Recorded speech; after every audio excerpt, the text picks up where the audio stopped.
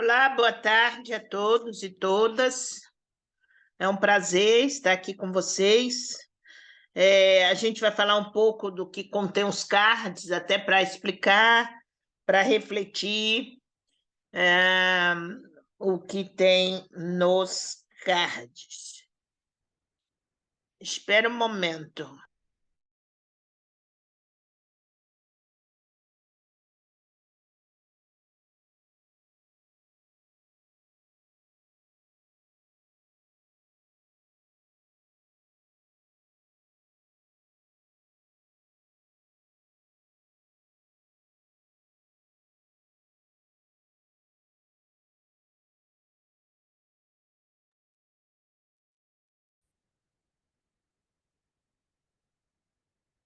Agora é que está filmando.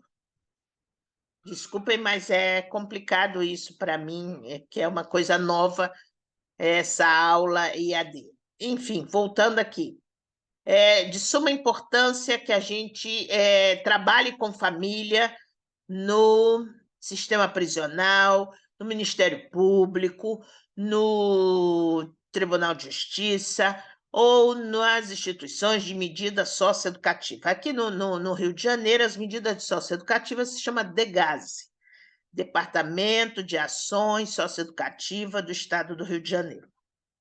Então, vamos falar primeiro sobre as famílias.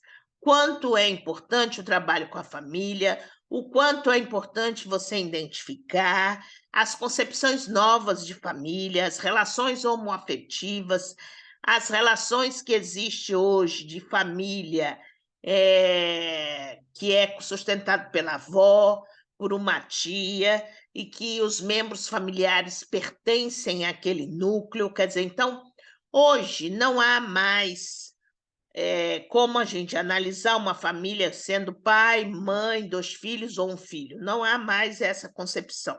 A concepção hoje é mais estendida no ponto de a gente configurar essas famílias de acordo com a sua Constituição que se formou. Então, é de suma importância.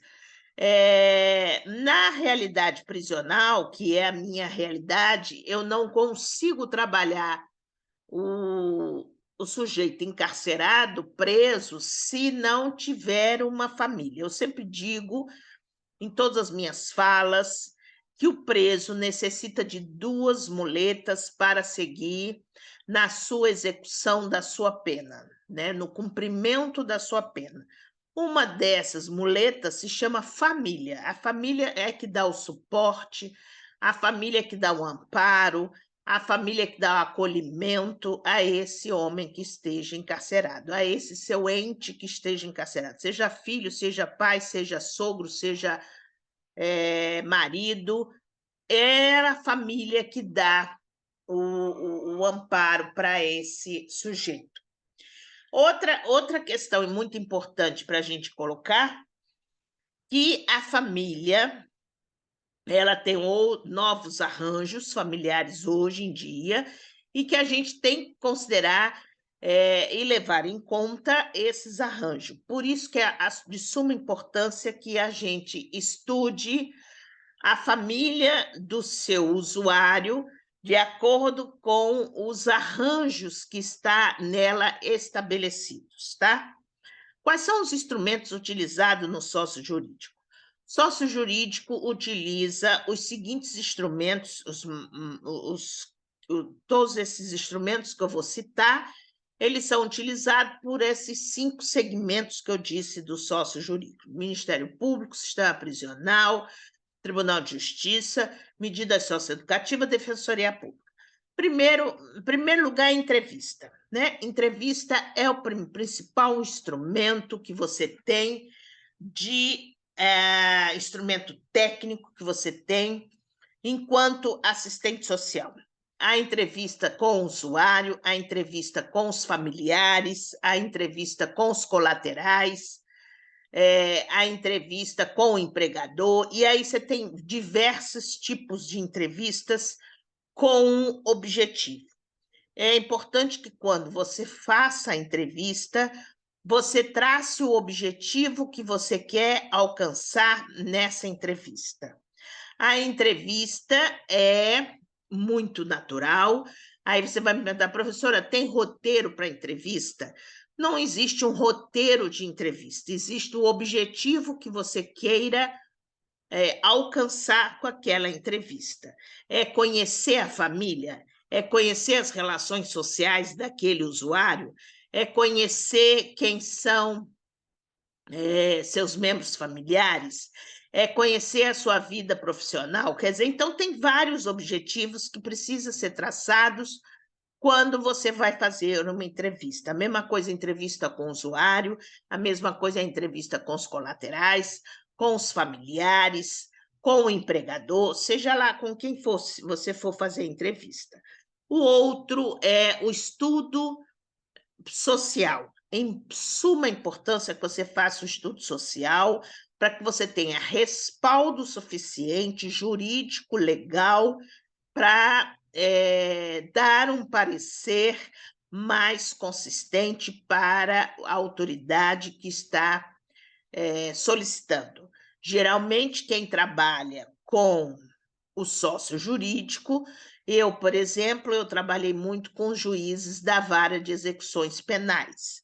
Tribunal de Justiça trabalha com juízes da vara civil, da vara familiar, quer dizer, então, civil, familiar, aquele de sucessão, de infância e juventude, quer dizer, então tem vários tipos de juízes que têm assistentes sociais que trabalham com eles. No Ministério Público, você trabalha com os procuradores, com os promotores públicos. Então, assim, sucessivamente, você vai tendo que fazer seus pareceres sociais para solicitado por esses profissionais. Então, assim, lá eu vou dar o exemplo do sistema prisional. No sistema prisional, a gente utilizava entrevista com o interno, com o preso, entrevista com os familiares. Se o caso fosse para livramento condicional, o relatório para livramento condicional, é importante você fazer uma, duas, três entrevistas, quantas forem necessárias. Se me perguntar quantas entrevistas são necessárias para que você tenha dados o suficiente para elaborar um relatório. Não tem esse número. Cada profissional age de uma forma. Então, não existe uma receita que você fale, são duas, são três, são quatro, são cinco. Teve casos que eu atendi, que eu entrevistei mais de 10 vezes o preso para que eu fizesse o meu relatório e desse o meu parecer para o juiz da vara de execução penal. Então, outro instrumento muito importante é o relatório que você precisa fazer. Então, a entrevista vai te dar bases o suficiente para fazer o relatório. Junto com esse relatório, o parecer social. O que é parecer social? Parecer é uma opinião própria do profissional, é uma opinião técnica do profissional que você vai dar a esse subsídios o suficiente para aquele juiz, para ele entender. Então, vou explicar no sistema prisional. No sistema prisional, o juiz da vara de execuções penais, ele não sabe quem é o João, o Antônio ou o José, não sabe quem são essas pessoas. Ele lida com papel. Então, com os processos que está na frente dele, ele sabe que o nome é José. Agora, se o José é branco, preto, marrom, amarelo, se ele é corcunda, se ele não é corcunda, se ele tem família, se ele não tem família, nada disso ele sabe. O que ele vai ter nas mãos é o nome dele, o número dele, que se chama RG, que é o número de identificação, como se fosse um número de identidade, o grau de escolaridade, se ele qual é o grau de escolaridade, isso vem constando no processo, e o endereço dele e o delito que ele cometeu. Ponto. É só isso que tem dentro do processo, claro, com investigações, com essas coisas todas. Mas as particularidades da família, da inserção dele dentro dessa família, se ele tem inserção, isso não existe no processo. Se você, enquanto assistente social, não colocar isso no relatório para enviar ao juiz e o juiz perceber. Então, nós lá no sistema prisional, o que, que nós fazemos? Fazemos relatório para livramento condicional. A palavra já está dizendo, livrar condicionalmente uma pessoa de uma pena. Então, ele cumpriu. Não me pergunte como faz a conta, porque eu não sei fazer conta, né? As contas quem faz é o advogado ou o defensor público. A pena dele foi de 30 anos, ele cumpriu lá 1/6 ou 1/3 da pena, dependendo do artigo que ele tenha aferido lá, é 1/3 ou 1/6 de pena. E o advogado faz o cálculo, se ele tiver no tempo de ser livre, condicionado ainda o restante da pena, se chama livramento condicional. Aí o juiz vai pedir o relatório para o serviço social, para a psicologia, para a psiquiatria, para saber como é que está esse homem. Esse homem que ficou preso e na clausura lá, vamos dizer, 10 anos, se a pena dele é 30, ele ficou 15, um exemplo, 15 ou 20. Quem foi em 20 anos esse homem na clausura? O que, que ele fez, o que, que ele não fez? Ele procurou estudar, ele não procurou estudar, ele ficou só olhando para o teto. Quer dizer, são pontos relevantes que vai ajudar o juiz dar ou não livramento condicional, né?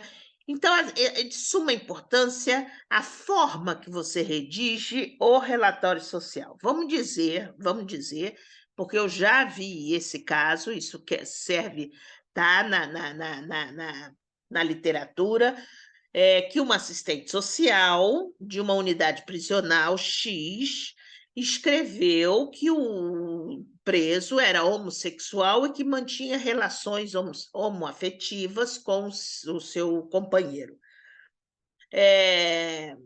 A forma que ela coloca esse tipo de relação no relatório fez com que o juiz negasse o livramento condicional dele, porque aí a gente não sabe quem é o juiz, se é um juiz retrógrado, se é um juiz que é positivista, se é um juiz contra essa forma de relação. Quer dizer, enfim, são várias formas. Então, colocar isso no relatório, se você achar que é relevante esse dado para o juiz saber. Isso vai atrapalhar o livramento condicional dele? A pena dele está conduzida para liberar, ele já cumpriu lá X de pena, então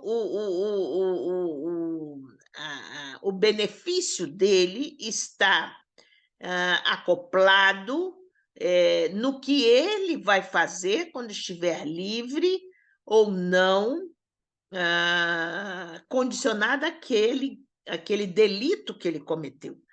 Então, você precisa estudar e ver se é relevante colocar esse tipo de questão para um juiz que você não sabe se ele é retrógrado, se ele é positivista, se ele é homofóbico, quer dizer, enfim. Então, são dados que você tem e que você precisa saber bastante se é relevante ou não você colocar isso no relatório. Então, você tem a entrevista, você tem o relatório, você tem o parecer social, que eu já disse que é a opinião do profissional. E aí você vai me perguntar, mas como se faz um parecer? O parecer não necessariamente precisa ser de 2 laudas, 3 laudas, 4 laudas, até porque o juiz detesta que já tem um processo para ele ler tudo, ainda vai ler 4 laudas de parecer. Os meus pareceres sempre foram muito curtos, e eu apontava aquilo que era necessário. Se eu era permissionária, se eu sugeriria algum tratamento, alguma questão mais apropriada para ele. Por exemplo, foi-me pedido um livramento condicional, um relatório de livramento condicional para um adicto, um usuário de cocaína que há muitos anos é usuário. Sim, eu sou a favor do livramento condicional, quer dizer, fiz vários relatórios sobre isso e vários pareceres sobre isso. Sou a favor do livramento condicional se o Estado ou permitir um tratamento, se o Estado der um tratamento para esse sujeito. Ele estava fazendo tratamento dentro da prisão de adicto. Se largar ele livre dentro da comunidade onde ele reside, sem nenhum suporte do Estado, esse homem volta a regredir outra vez, usando ou vendendo droga. Quer dizer, então são questões que você necessita ver onde que esse sujeito mora, com quem ele vai morar, se ele vai voltar para a comunidade dele, se aonde ele reside é próximo à boca de fumo, se foi ali que ele foi preso. Quer dizer, então são várias questões que você precisa levantar com a família, com o preso, e não é de um dia para o outro que você vai fazer isso, são várias etapas que você tem que cumprir. Você também pode me perguntar, visita domiciliar é um instrumento que você tem? É um instrumento que você tem na visita domiciliar. Vai me perguntar, mas, Nilvone, você avisa quando você vai na casa? Não, não aviso quando eu vou na casa. Essa visita domiciliar ela é muito questionada em termos de segmento, porque as colegas que trabalham na saúde e que precisam da visita domiciliar para fazer algum parecer, algum relatório, alguma coisa, elas avisam que vai fazer a visita domiciliar. E aí, cada visita domiciliar tem um objetivo, por isso que eu estou colocando, tem um objetivo. Não sei qual é o objetivo delas para a visita domiciliar, que vai subsidiar ela fazer o relatório e claro, é evidente que esse relatório está solicitando algum benefício para o sujeito lá. No meu caso, todas as vezes que eu fazia visita domiciliar, era para livramento condicional ou para VPL. O que é VPL? É visita periódica ao lar. Quer dizer, o juiz vai dar o benefício para ele de VPL, saída, que antigamente era assim, agora está até passando final de semana fora, mas antigamente era de 15 em 15 dias, esse homem sai da unidade fechada ou semiaberta, vai para a sua residência, passa o final de semana ou um dia, depende do juiz. O juiz é que vai dar se é um dia, se é um final de semana, o juiz é que vai decidir isso. E ele retorna para a unidade prisional num domingo à noite ou na segunda de manhã, depende do juiz, né? Não somos nós que decidimos isso, e sim o juiz. Se ele tiver o tempo suficiente para requerer, o advogado é que vai ver isso, se tem tempo suficiente para requerer a visita periódica ao lar ou à família, como queira, visita periódica à família ou visita periódica ao lar. Mas, por exemplo, muitas das vezes eu fiz visita domiciliar, porque era muito difícil para mim, vou dizer com toda sinceridade para vocês, fazer um relatório para o juiz de um sujeito que o delito dele tenha sido estupro. E aí? Como a gente vai fazer isso? Se nós temos que fazer, não podemos negar. Lembre-se que assistente social é garantir o direito do usuário. Se é garantir o direito do usuário, ele mesmo sendo estuprador, ele tem um direito a VPL ou VPF ou livramento condicional. Ah, mas eu sou contra estupro. Eu também sou. Claro que eu sou. Mas e daí? Nós temos que fazer o trabalho. Mas para isso, para que o meu parecer seja favorável ao VPF ou favorável ao livramento condicional, eu preciso conhecer esse homem de trás para frente, de frente para trás. E aí eu fazia a visita domiciliar. Aí você acha que eu ia avisar a família que eu estava indo lá? Para a família mascarar aquela realidade? Mascarar aquela casa? Não, não. Por isso que o objetivo do meu, mas você está sendo policialesca. Não, não estou sendo policialesca, não estou ali enquanto policial e não estou ali com o intuito de policial, eu estou ali para o intuito de intervenção social. E sim saber se o meu parecer social, que é uma opinião minha do profissional técnico, para o juiz, dizendo que eu sou favorável à visita periódica ao lar, e esse lar é todo confuso, todo converso. Quer dizer, não. E eu vou dar um exemplo claro para vocês de uma assistente social do Tribunal de Justiça. Isso é muito. Também está na literatura os erros cometidos. Era uma. Era uma assistente social aqui do Tribunal de Justiça do Rio de Janeiro, que trabalhava com adoção, né? Naquela fila de adoção que existe no Tribunal de Justiça, ela era uma das assistentes sociais que fazia a visita domiciliar, que fazia entrevista com a pessoa pretendente, essas coisas todas. Enfim, ela não entrevistou, quer dizer, entrevistou só uma vez essa procuradora, a procuradora foi até presa. Essa procuradora, mas como a mulher morava em Ipanema, era procuradora do estado do Rio de Janeiro, tinha um salário bom, tinha um apartamento próprio em Ipanema, não fez visita domiciliar. Bom, deve ser boa gente, essas coisas todas, né? Vou acreditar nela, não fez a visita domiciliar, não entrevistou colaterais, não entrevistou ninguém, nem familiar, nem nada, e acreditou naquilo que a procuradora disse. E ela foi a favor, no parecer dela e no relatório para o juiz, ela foi a favor que a procuradora adotasse a menina que estava pretendendo. A menina foi passar tempos lá na casa dessa procuradora. A procuradora fez várias tratamento de choque com essa menina.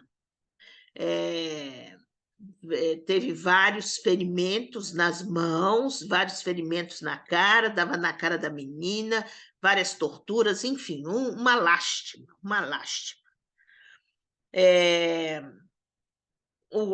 Nesse interim desse caso, eu não me lembro mais em que ano que foi, mas nesse interim desse caso eu era do Conselho Regional de Serviço Social, era diretora do Conselho Regional de Serviço Social, e eu fui uma das pessoas que pediu processo ético contra essa assistente social, porque ela errou muito feio, tanto na parte metodológica quanto na parte teórica, no atendimento que ela fez a essa procuradora. Você não pode levar em consideração aquilo que a pessoa fala para você. Você tem que acolher o que você está escutando, porém, sempre com um olhar profissional para ver se aquilo é certo ou errado, é verdade ou não é, ou é falso.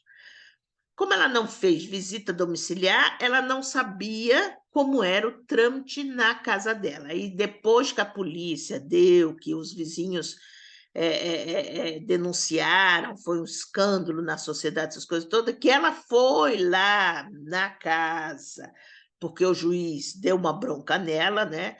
Respondeu até processo administrativo dentro do Tribunal de Justiça, e que ela foi na casa para ver que ela viu o erro que ela cometeu. Porque se ela tivesse entrevistado ou perguntado ou algo que indagado a babá, a cozinheira lá que ela tinha dentro de casa, as empregadas iriam falar para ela que a patroa, que era essa procuradora, não era flor que se cheire, entre aspas, não era flor que se cheire. Dentro da casa tinha imagens de satânicas, quer dizer, então tinha uma coisa bem perversa dentro dessa coisa. Então, você me perguntar quem é o erro aqui, é do juiz? Não, o juiz vai fazer aquilo que você está direcionando a ele. Se você for muito clara no relatório, se você for muito clara no seu parecer, o juiz vai de acordo com o que você falar. Muitas das vezes, porque existe, dentro do sistema prisional, existe chamado exame criminológico. O que quer dizer esse exame criminológico? Exame criminológico é uma junção de 4 relatórios. 4 relatórios. Relatório social, do assistente social, relatório do psiquiatra, relatório do chefe de segurança e relatório da psicóloga. Então, o chefe de segurança vai falar o comportamento do preso, como é que ele é nesses anos todos que ele ficou preso. Psicológico vai falar como é o lado psicológico dele, nós social, e o psiquiatra, como está a saúde mental desse indivíduo que está preso. O nome desses 4 relatórios se chama exame criminológico. Esse exame é feito para livramento condicional, para VPL, muitas das vezes, mas geralmente é feito para exame criminológico. Então, o que acontece? Muitas das vezes eu fui contra o livramento condicional nesse exame criminológico, mas a minha colega psicóloga foi a favor, o psiquiatra foi a favor, eu falei assim, gente, eu não vou modificar o meu parecer. Quem decide isso é o juiz. O juiz, chegando na mesa dele, ele vai ler um relatório, vai ler o outro, vai ler o outro, vai ler o outro e vai decidir o que vai dar. Muitas das vezes eu perdi o relatório, o juiz decidiu dar o livramento condicional para aquele sujeito. Eu tinha minha consciência tranquila que, enquanto profissional, eu fui contra aquele livramento condicional, porque eu via que o homem não estava preparado para viver em sociedade. É uma coisa que você tem que levar em consideração. Esse homem está preparado de viver em sociedade? Ele está preparado de sentar no ônibus junto comigo? Ele sem assaltar ninguém, sem esfaquear ninguém, ou sem cometer outro delito? Quer dizer, eu muitas das vezes vi que ele não estava preparado e neguei o livramento condicional dele. Agora, os colegas deram o livramento, e aí cabe o juiz estudar os 4 relatórios e tomar decisão. Então, quem vai tomar a decisão ou não do livramento condicional não sou eu, e sim é o juiz.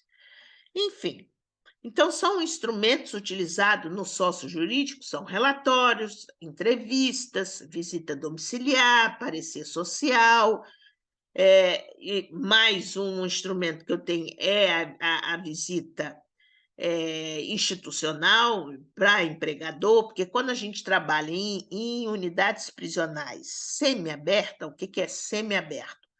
É que o preso ou foi condenado no semiaberto pela uma prisão, um delito de médio ofensiva ou baixa ofensiva, ou ele passou, porque aqui no Brasil a lei de execução penal ela tem uma regressão. Então, se você é condenado ao regime fechado, que é o último regime, então o juiz bate lá o martelo, 15 anos de regime fechado. Quando chega num determinado tempo de pena, que eu não sei se é um sexto ou um terço, não me lembro, você pode requerer a sua ida para presídio semiaberto. Chegando nesse presídio semiaberto, você tem direito a requerer os benefícios de visita periódica ao lar, né, à sua família, e trabalho extramuro. É você trabalhar de dia e voltar para a unidade à noite. Isso são 2 benefícios do regime semiaberto, porque a nossa lei de execução penal no Brasil vai regredindo a pena do sujeito. Então, ele entra no regime fechado, ele passa para semiaberto, da semiaberto ele passa para o aberto. Então, ele vai regredindo até ele sair de alvará de soltura, alguma coisa nesse sentido. Então, quando chega lá no semiaberto, as assistentes sociais têm que fazer o relatório de visita institucional ou visita para o trabalho extramuro, que é visitar uma empresa, onde que ele está dizendo que ele vai ter emprego, entrevistar o empregador, ver quem são os colegas, essas coisas todas. Ah, não, não vou fazer nada disso, vou fazer isso. E se ele for trabalhar numa boca de fumo? A responsável vai ser quem? O juiz que deu? Não. O juiz não sabe quem é. Endereço. Rua José, número 50, Manguinhos. O juiz, deve existir isso, deve ser uma casa lotérica ali naquele lugar. Não, não, é uma casa de uma boca de fumo. Quer dizer, quem vai informar isso ao juiz, quem é o empregador, se o empregador tem CNPJ, se a firma é reconhecida, é assistente social. Então, é necessário fazer um relatório muito bem escrito, muito bem colocado, para dar subsídio ao juiz. Está claro isso? Atuação nos vários segmentos, eu já falei, quer dizer, Tribunal de Justiça trabalha com várias questões, né? As assistentes sociais que trabalham no Tribunal de Justiça trabalham com família, com criança e adolescente, com idoso, com sucessão. Sucessão é inventário, com sucessão, com drogadictos, quer dizer, trabalha com vários, com egresso do sistema prisional, também tem uma parte que elas trabalham. Então, trabalha com vários segmentos dentro do Tribunal de Justiça, fazendo esses vários tipos de relatórios, vários tipos de estudo social, que é importante. Outro card que é de suma importância, que vocês precisam saber, é a Declaração de Direitos Humanos. A Declaração de Direitos Humanos é de 1948. Não há nenhum trabalho no sócio jurídico, em qualquer esses segmentos que eu estou colocando para vocês, que não exista que a gente não pense na defesa dos direitos humanos. É de suma importância. Aliás, se a gente pegar o nosso código de ética, já está lá num artigo, o código de ética, que é defender os direitos humanos da pessoa. Quer dizer, se a gente tem este compromisso com o nosso usuário, é de suma importância que a gente defenda ele em relação aos direitos humanos para ele estabelecido. Não tem como trabalhar direitos humanos sem a gente não colocar isso em pauta. Quer dizer, então, em relação aos cards, que eu tinha que falar com vocês, é isso que eu tinha que falar com você. A família, o sócio jurídico, quer dizer, a importância do trabalho família no campo sócio-jurídico, seja ele em qualquer segmento, os instrumentos utilizados, aí falei um pouco sobre o relatório, sobre a entrevista, e aí eu torno a repetir, não tem número de entrevistas correta, não, para a família eu entrevisto 3, para livramento condicional, exemplo, eu entrevisto 4 vezes, não existe isso. Existe quantas vezes for necessário você entrevistar o preso, ou a família, ou lá os colaterais, ou lá quem seja, para você ter segurança naquilo que você vai escrever para a autoridade máxima, ou promotor, ou juiz, ou lá quem seja o seu chefe de imediato. A atuação nos vários segmentos, como eu já falei, os direitos humanos, que eu não posso desassociar o direitos humanos de 1948, que é o direito às questões humanas que emanam na sociedade, da Constituição de 1988, que é uma Constituição cidadã, que ali está escrito tudo o que nós, enquanto cidadãos, precisamos para viver numa sociedade digna, né? Uma sociedade democrática, uma sociedade de respeito, uma sociedade que nos vá ajudar em tudo que a gente precisa para andar e ter um bom andamento nessa sociedade. Então, é de suma importância esses segmentos que a gente tem dentro do sistema sociojurídico, ou como vocês queiram chamar, no campo sociojurídico, ok? Queria falar para vocês que no dia 18, às 18h30, pelo Meeting, aí é só procurar nas minhas plataformas, nas minhas redes sociais, Facebook, eu já botei no Instagram, a palestra que eu vou dar, que é os egressos do sistema prisional e a inserção social. Vai ser muito importante vocês participarem, que ganham hora extra, é mais uma atividade que vocês têm e a gente vai trocando conhecimento. Qualquer dúvida que vocês tenham, eu estou à disposição, ok? Tchau!